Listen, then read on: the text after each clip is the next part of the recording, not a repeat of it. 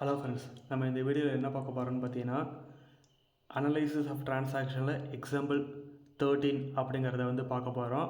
இதில் வந்து என்ன சொல்லியிருக்காங்க அப்படின்னு பார்த்தீங்கன்னா, Dinesh a customer is declared insolvent and 40 paise in a rupees received from the estate for his due rupees 10,000.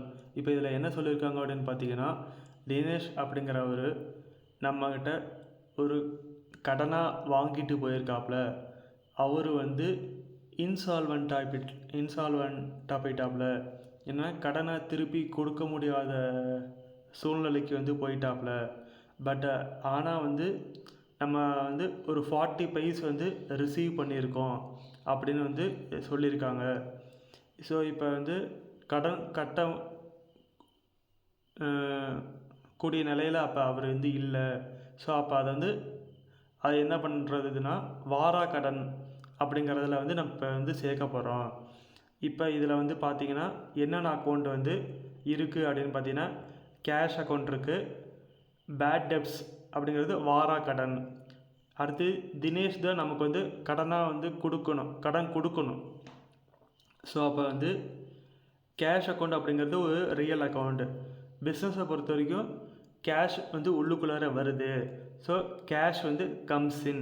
So அதனால் இது வந்து டெபிட் பண்ணுறோம். பேட் டெப்ஸ் அக்கௌண்ட் அப்படிங்கிறது ஒரு நாமினல் அக்கௌண்ட்டு.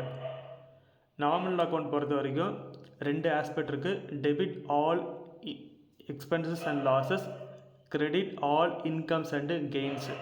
ஸோ இப்போ பேட் டெப்ஸ் அப்படிங்கிறது நமக்கு வந்து ஒரு லாஸு. ஸோ அதனால் பேட் டெப்ட்ஸ் அக்கௌண்ட்டை வந்து டெபிட் வந்து பண்ணுறோம். தினேஷ் அக்கௌண்ட் அப்படிங்கிறது வந்து ஒரு பர்சனல் அக்கௌண்ட். பர்சனல் அக்கௌண்ட் பொறுத்த வரைக்கும் debit the receiver, credit the giver. So Dinesh தான் நமக்கு வந்து கொடுக்கணும். அப்படிங்கிற பட்சத்தில் தினேஷ் இஸ் கிவர். தினேஷ் அக்கௌண்ட்டை கிரெடிட் வந்து பண்ணுறோம். ஸோ இப்போ ஃபைனலாக ட்ரான்சாக்ஷன் போயிடும். கேஷ் அக்கௌண்ட் இப்போ இதில் வந்து 10,000 நமக்கு வந்து கொடுக்க வேண்டியது இருக்குது. இந்த 40 பைஸ் அப்படிங்கிறது ஒரு 40% நம்ம வந்து கணக்கெடுத்துப்போம்.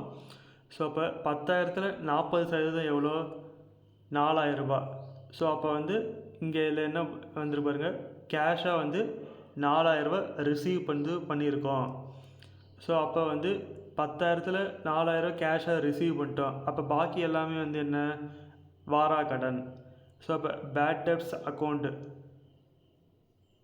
Debit rupees 6,000. ஸோ ஃபைனலாக டு தினேஷ் அக்கௌண்ட் rupees 10,000 அப்படிங்கிறத கிரெடிட்டில் வந்து போட்டுடணும். ஸோ இந்த வீடியோவில் பயனுள்ள தகவல் கிடச்சிருந்தால் லைக் பண்ணுங்கள், ஷேர் பண்ணுங்கள், சப்ஸ்கிரைப் பண்ணுங்கள். மறக்காமல் பக்கத்தில் பெல் ஐக்கானை கிளிக் பண்ணுங்கள். தேங்க்யூ ஃபார் வாட்சிங் மை வீடியோ.